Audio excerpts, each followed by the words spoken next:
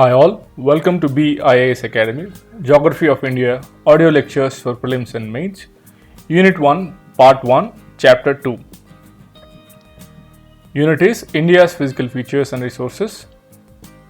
Part is Major Landforms in India, and the chapter which we're going to discuss are Indo-Gangetic Plains, and the topics we're going to cover are Great Northern Plains or Indo-Gangetic Plains, physiographic division of the plains, regional division of the Northern Plains, significance or importance of the plains, and then differences between Bhabar and Terai, and differences between Bhangar and Khadar. So let's start with the first topic, that is characteristics of Indo-Gangetic Plain or the characteristics of the Great Northern Plains. Northern Plains are the youngest physiographic feature in India. They lie to the south of Shivaliks, separated by Himalayan Frontal Fault, that is HFF. So they lie to the south of Shivaliks and are separated by Himalayan Frontal Fault. These are the youngest physiographic feature of India. The southern boundary is a wavy, irregular line along the northern edge of the peninsular India. On the eastern side, the plains are bordered by Purvanchal Hills. Due to the upliftment of the Himalayas in the Tethys Sea, the northern part of the Indian peninsula got subsided and formed a large basin. Okay, now let's look at the chief characteristics of the northern plains. The northern plains of India is formed by three river systems, that is Indus, Ganga and Brahmaputra, along with their tributaries.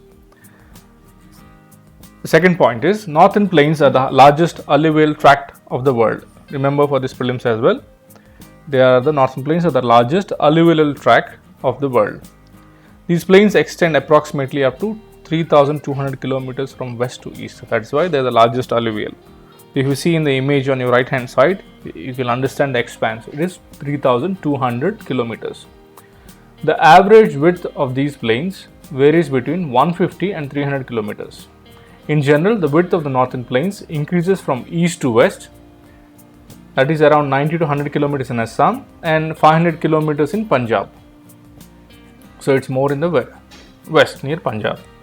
The exact depth of the aluminum has not been fully determined. According to the recent estimates, the average depth of the aluminum in southern side of the plain varies from 1300 to 1400 meters, while towards Shivaliks the depth of the alluvium increases. The maximum depth of over 8000 meters has been reached in parts of Haryana. Okay. The next characteristics is the extreme horizontality of this monotonous plain is its chief characteristic. The highest elevation of 291 meters above the mean sea level near Ambala forms the watershed between Indus system and Gangetic system. The monotony of the physical landscape is broken at micro levels by rivers, leaves, bluffs. The floodplain, that part of river valley adjacent to the channel over which a river follows in times of flood. What is levee? L-E-V-V-E. It's an elevated bank flanking the channel of the river and standing above the level of floodplain. What is a bluff? A river cut cliff or a steep slope on outside of the meander. A line of bluff often marks the edge of a former floodplain. So you understood what is a bluff and a levee. L-E-V-E-E. Levee is an elevated bank, whereas a bluff is a river cut cliff. Okay, now let's go to the next topic, that is physiographic divisions of northern plains. From north to south, the northern plains can be divided into four physiographic zones. We have discussed that in the earlier lecture as well, that is Bhabar, Terai, Bhangar, Khadar. So, north to south, they can be divided into four zones. Let's start with Bhabar. What is Bhabar? It is a narrow belt. Narrow means it's around 8 to 10 km wide, which runs in the west to east direction along the foot of the Himalayas from Indus to Teesta. Rivers which descend from Himalayas deposit their load along the foothills in the form of alluvial fans. These fans, consisting of coarser sediments, have merged together to build up a Piedmont plain, that is Bhabar. The porosity of the pebble-studded rock bed is very high, and as a result, the most of the streams sink and flow underground. So this is the main feature. The streams flow underground due to the high porosity. Therefore, the area is characterized by dry river courses except in rainy season. The Bhabar tract is not suitable for cultivation. So you have to remember, it's not suitable for cultivation. Only big trees with large roots thrive in this region. The Bhabar belt is comparatively narrow in the east and extensive in the west. and the northwestern hilly region. The next division is Tarai, Tarai. What is the width of it? It is 10 kilometers wide. It is a marshy region in the south of Babur and runs parallel to it. Tarai is wider in the eastern parts of Great Plains, especially in Brahmaputra Valley due to heavy rainfall. It's characterized by re-emergence of the underground streams of Babur belt. The underground streams re-emerge here in this Babur region. In this Tarai region. Tarai, they re-emerge. Okay, once covered with dense forest, most of the Tarai land, especially Punjab, UP, Uttarakhand, has been reclaimed and turned into a large agricultural land cover for a period of time. It happened for over hundreds or thousands of years. This densely forest area was now turned into agricultural land. That is the Tarai region. The next division is Bhangar, Bhangar. It is an older alluvium. What is Khadar? Is a newer alluvium. Bhangar, older alluvium along the river beds forms terraces. It's a bit higher than the floodplain. It's dark in color, rich in humus content and productive. The soil is clayey in composition and has high lime nodules. These lime nodules are called kankar. These are found in doabs. Okay. The Barinda plains in the deltaic region of Bengal and the Bhur formations in Middle Ganga and Yamuna Doab are regional variations of Bhangar. I will repeat. Barind plains, that is Barind, Barind plains in delta region of Bengal, and Bhur formations, Bhur formations in Middle Ganga and Yamuna Doab are regional variations of Bhangar. What is Bhur? Bhur denotes an elevated piece of land situated along the banks of Ganga river, especially in upper Ganga and Yamuna Doab. This has been formed due to the accumulation of the wind-blown sands during the hot, dry months. Okay, why they are elevated? This elevated piece of land is called Bhur. Why are they elevated? Because of the wind which is blown during hot, dry months of the year. What is all this in total? It is older alluvium. Okay, the dark in color, rich in humus. Okay, in relatively dry areas, Bhangar also exhibits small tracts of saline and alkaline efflorescence known as Ray, Khallar or Bhur. Ray areas have spread in recent times with increase in irrigation. Okay, why? Because of the capillary action brings the salts to the surface. This Bhangar may have fossil remains of even those plants and animals which have become extinct. Okay, the next is Khadar, the fourth physiographic division of the northern plains. Khadar is composed of newer alluvium and forms flood plains along the river banks. Light in color, sandy in texture, more porous because it's new. Found near the river beds. A new layer of alluvium is deposited by the river flood almost every year. This makes them most fertile soils of Ganges. In Punjab, the Khadar rich flood plains are locally known as Bait lands or Baits. What are they called in Punjab? Baits or BETS or Bait lands. Which lands? These lands are rich in Khadar, the flood plains which are rich in Khadar. Khadar is a new alluvium. The rivers in Punjab Haryana plains have a broad floodplains of Khadar flanked by bluffs locally known as Dayas. The broad floodplains of Khadar which are flanked and surrounded by bluffs. What is bluff? We have discussed. Bluff is a river cut cliff or a steep slope of a meander. The floodplains bounded or surrounded by a steep slopes or bluffs is known as Dayas. Dhays. Dayas. The bluffs are high as up to a height of 3 meters. Okay, now let's look at the transverse or regional division of the northern Great Plains or the Indo-Gangetic Plain. Okay, regionally they are divided into Rajasthan Plains, Indus Plains or Punjab Plains and Ganga Plains. Okay, each of these plains are again subdivided. In Rajasthan Plains they are divided into Marustali, Tharains, Hamandas, Rajasthan Bhagar, Playas, Rohis, whereas Indus Plains are also further divided. Chors, Baits and Ganga Plain is divided into Upper Ganga Plain, Middle Ganga Plain, Lower Ganga Plain and finally we have Assam Plains. There are 4 regional divisions. What are the 4 regional divisions? Rajasthan Plains, Indus Plains or Punjab Haryana Plains, third one is Gangetic Plains, fourth one is Assam Plains. Okay, let's look into detail. Rajasthan Plains, these are located to the west of Aravallis. If you see on the image, if you see the image on the screen, you will understand. Next to the Great Indian Desert, we have Rajasthan Plains.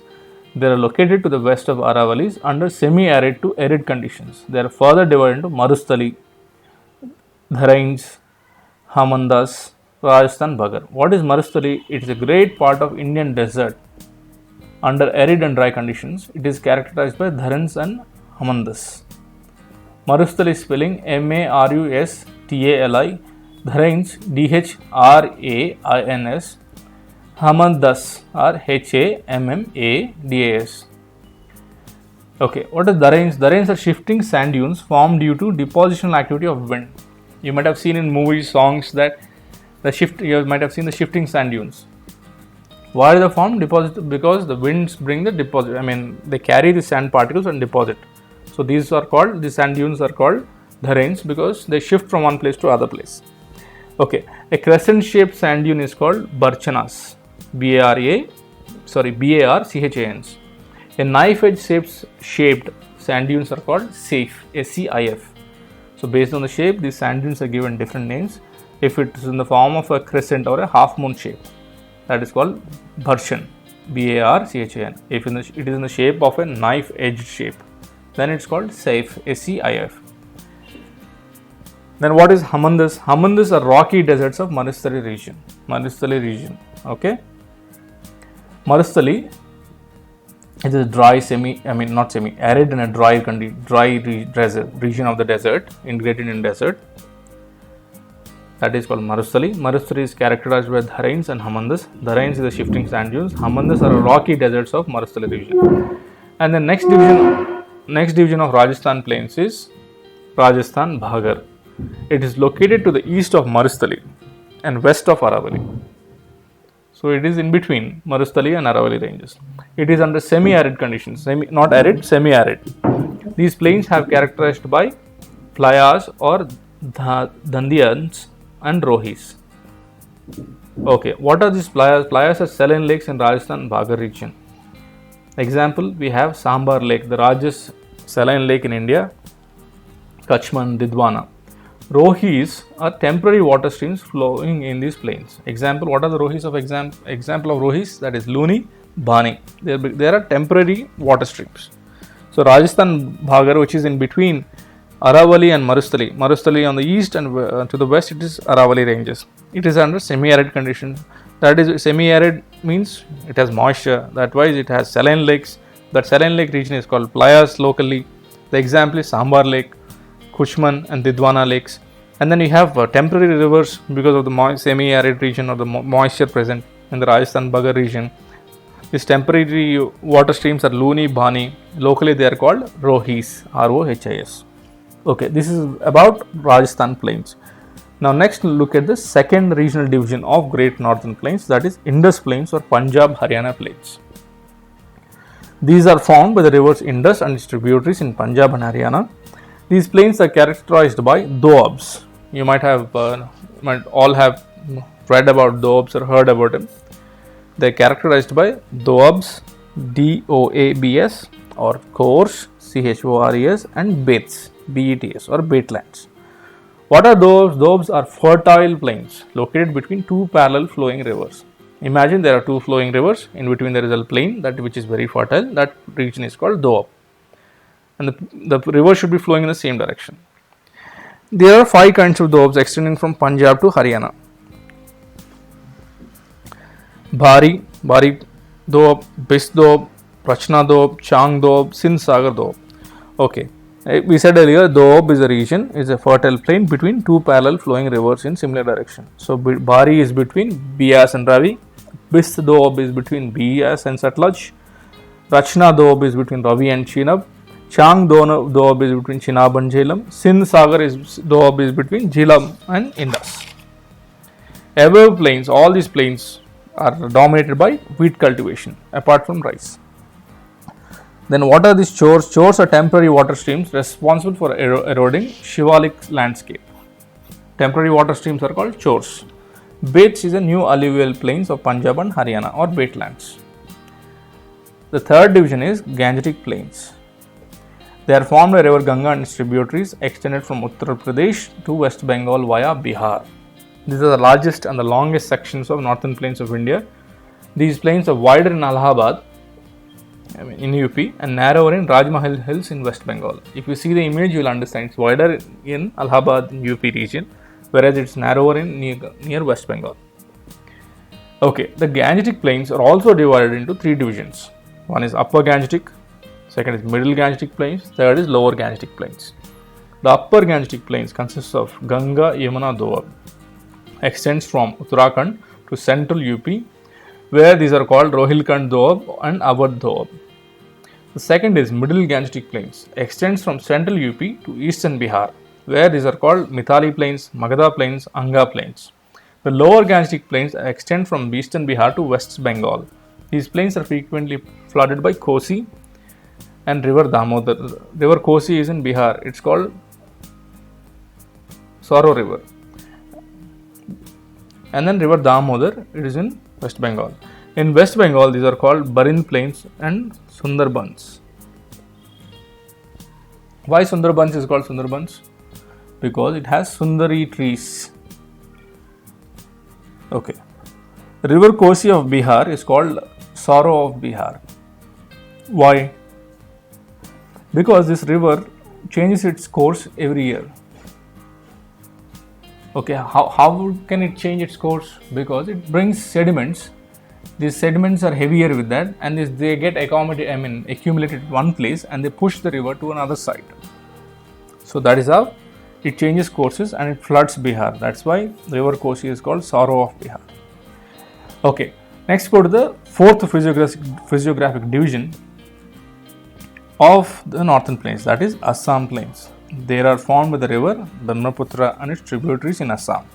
These plains are characterized by riverine islands. Example is Majuli. It's the largest riverine island present in Assam plains.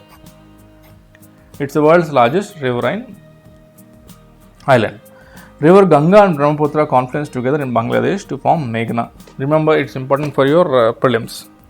Ganga and Brahmaputra confluence in Bangladesh, and it's called with a different name called Meghna. Ganga and Brahmaputra becomes Meghna in Bangladesh.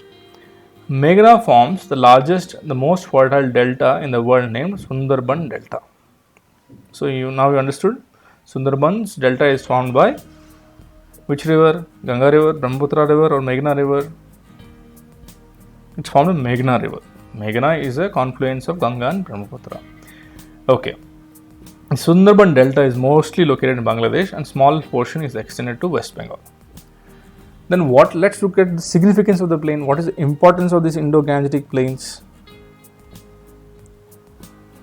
Yeah, the plains constitute less than 1/3 of the total area of the country, but they support 40% of the total population. See how important is this? The plains constitute 1/3 of the total area, but they support 40% of the total population of the country. Second, fertile alluvial soils, flat surface, slow-moving perennial rivers, and favorable climate facilitate an intense agricultural activity. They support agricultural activity. Third, the extensive use of irrigation has made Punjab, Haryana, Western UP as the granary of India. Okay. Cultural tourism is enhanced, is promoted. Several sacred places and centers of pilgrimage situated in these plains, like example Haridwar, Amritsar, Varanasi, Allahabad, Bodh Gaya, etc. Next point. The sedimentary rocks of plains have petroleum and natural gas deposits. Remember this, the sedimentary rocks of the plains have petroleum and natural gas deposits. The rivers here have very gentle gradients which make them navigable over long distances. These are navigable rivers as well. The next important point is the plains have fertile soil, and because of the slow moving perennial watercourses and favorable climate, they are the great agricultural tracts of the country, raising bumper crops of rice, wheat, oilseeds, sugarcane, tobacco, jute. These plains also gave birth and nourished the unique Hindu civilization in its river valleys like Harappa, Mohenjo-daro, Pilibhanga, Lothal civilizations. They are even now the foci of industrial and commercial activities because a lot of industries are along this plain. These are the importance of these plains. Okay. So what are the significance of Indo-Gangetic Plains? It occupies 1/3 of the total area and supports 40%, promotes agricultural activity, has made Punjab, Haryana, US and UP as a granary of India, promotes cultural tourism because it has a lot of holy places at Haridwar, Amritsar, Varanasi, Allahabad, Bodh Gaya, and sedimentary rocks of these plains have petroleum and natural gas deposits, and then this has promoted commercial and industrial activities. Also produce wide variety of crops. Apart from rice, wheat, they produce oilseed, sugarcane, tobacco, jute, and also have nourished Hindu civilizations like in Harappa, Mohenjo-daro, Lothal, etc. Okay, now let's go to the next topic, that is the differences between Babur and Terai. You might get it in your mains. We have discussed Babur. It lies along the foot of Shivaliks. It's between Indus to Tista. Then what about Terai? Terai lies to the south of Babur and runs parallel to it.